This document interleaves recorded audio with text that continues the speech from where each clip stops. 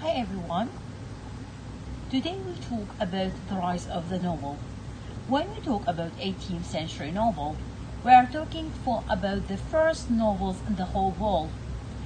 Novels are not only stories to be told, but there is a kind of technique in which these novels are written and a kind of subject matter in which these novels are based on. When we are talking about Daniel Defoe, we are talking about Richardson, so many novelists in England during that 18th century. We are talking about a transformation not for the medium of communication but for the whole society. In front of you here there is a kind of books to be circulated. So this is a library in our own current English.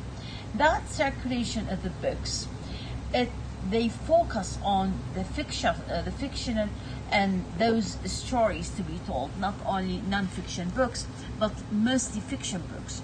The first time people are using prose as a medium to tell them the things that are happening in their own life. For many years, in thousands of years, it was poetry and verse. But the medium now, during the 18th century, is the prose. That prosaic way of telling and contributing literature is becoming a kind of dominant form of literature during the 18th century. What makes it dominant? Because of it has these origins that are from the past and from the history. We know very much that the sources for the novel, they are the European Roman, from the word European Roman, from medieval romances, and the Italian novella, but they were only using a prose for storytelling. Here, when we talk about the novel, it's not the line that is the storyline that is different, but the technique that is different.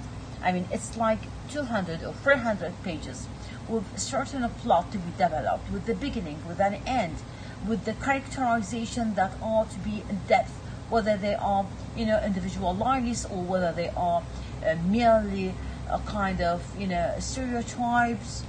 It doesn't matter. What matters is that we are doing something new in this 18th century.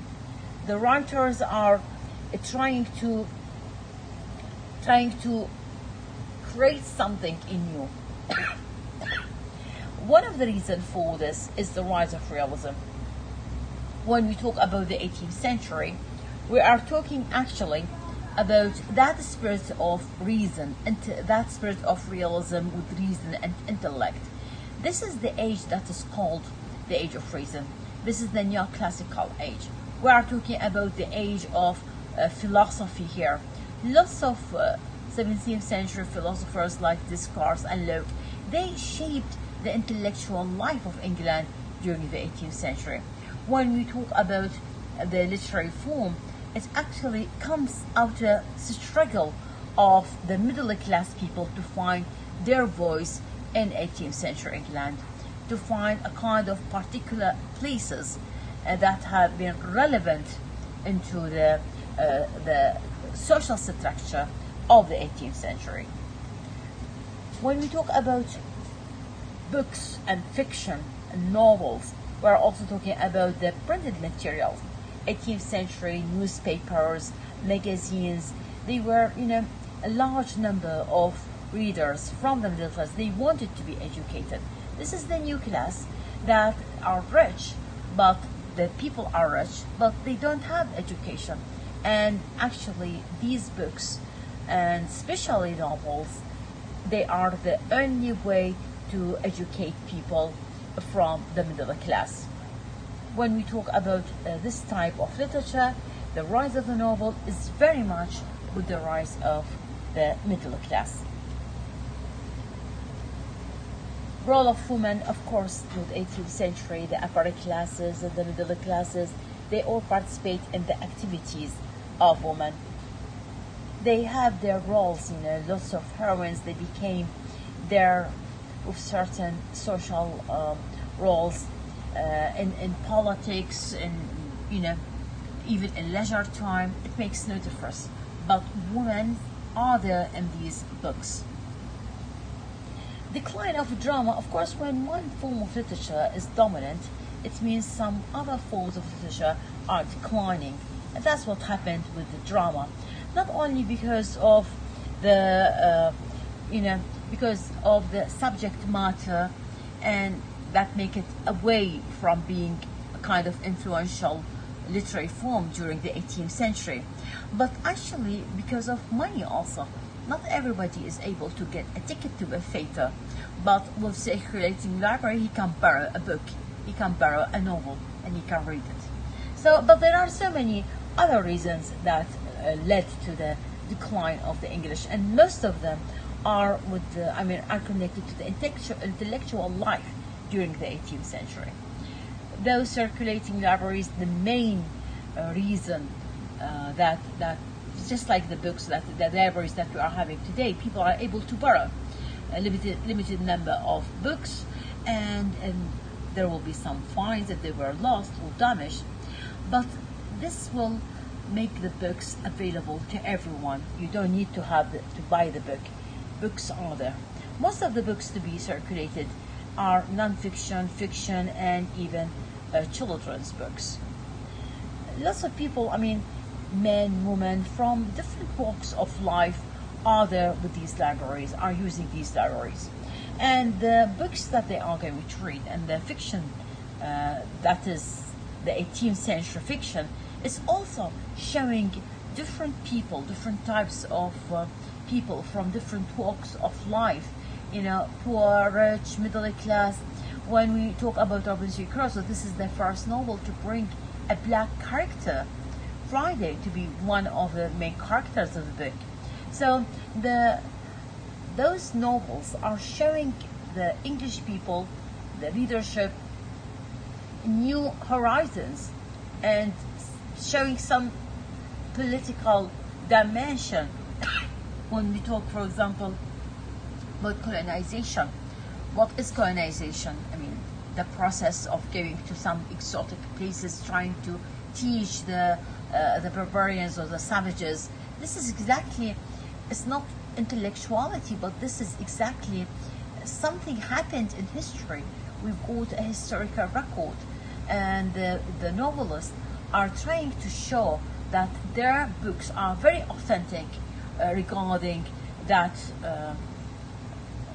the colonization and that narrative of the English people and the Europeans being the colonized, who are supposed to be, bringing the light of development and education to the people. And this is actually, it brings with it lots of things about race, about gender, about so many other things. But for the English people at that time, brings them some realist aspects. They will know what happens in India. They know that the British Army is there in India. They wanted to know. And actually, by reading these books about Brazil, about India, these novels, which are fictional, bringing that realist aspect of the colonization process regarding how the English people they behaved, and how the English people they actually shaped their culture during the 18th century. England is going to be the most powerful colonizing power, and the English people are ready to embrace that reality during the 18th century. There is something else when we talk about 18th century drama. It is 18th century novel. When we talk about the authenticity, and when we talk about realism, we are also talking about the writers themselves with their political agenda. The struggle is also within the English political institutions you know, those parties. When we talk about 18th century novel, there is always a kind of vision, a political vision or a religious Puritan vision concerning the writers. So there is a new form of literature. With this new form of literature, there are so many intellectual backgrounds, and there are so many actually techniques in which the novels are written, so many types of the novels. The writers, they try their hands in a variety of techniques to write their novels. The rise of the novel is so important in showing the transformation of the society of England at 18th century. The rise of the middle class, realism, the industry, everything is